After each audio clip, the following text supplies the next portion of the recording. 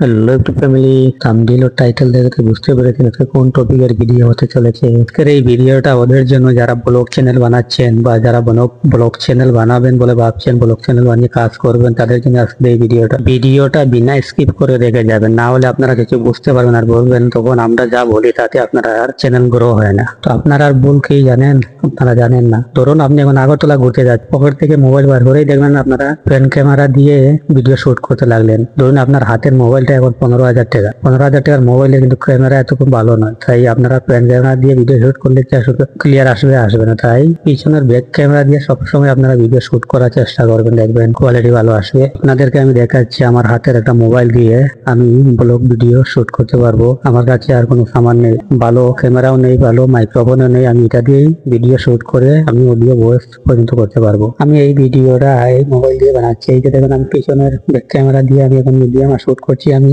দেখবেন আপনি ভিডিওটা আপনারা তো দেখবেন কত সুন্দর কোয়ালিটি হয়েছে, কিন্তু এই দেখেন আমি রিমুভ করতে পারছি এদিক ওদিক। বেশিরভাগ লোকে দেখছি যারা ব্লগ ভিডিও তৈরি করেন তারাই দেখবেন যেখানে তারা জায়গাটা দেখতে ভালো লাগে সেখানে গিয়ে সামনের ফ্রন্ট ক্যামেরা দিয়ে ব্লগ ভিডিও শুট করার জন্য তৈরি হয়ে যায়। না, এরকম হবে না। কিন্তু ওই দেখুন এরকম ধরবেন, ধরার পরে আপনারা ব্যাক ক্যামেরা দিয়ে আপনারা করতে পারবেন। হাত মুভ করেই সামনে পিছনে ডাইন বামে যে কোনো সাইড আপনারা ক্যাপচার করতে পারবেন, কোনো সমস্যা হবে না। হাত হাত কিন্তু নাড়াচাড়া করলে হবে না, হাত একদম স্ট্রেট ভাবে ধরে রাখতে হবে, তাহলে দেখবেন ক্যামেরা ভিডিওটার সুন্দর কোয়ালিটি এসেছে।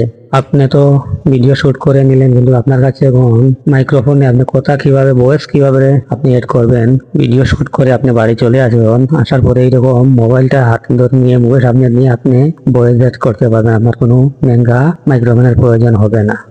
এক সময় আমি এরকমই ব্লগ ভিডিও বানাতাম বাড়িতে বসে বসে। আপনারা যে দেখতে পাচ্ছেন এই হাতের মোবাইল দিয়ে আমি বেশিরভাগই ভিডিও শুট করেছি এবং ভয়েস এড করেছি।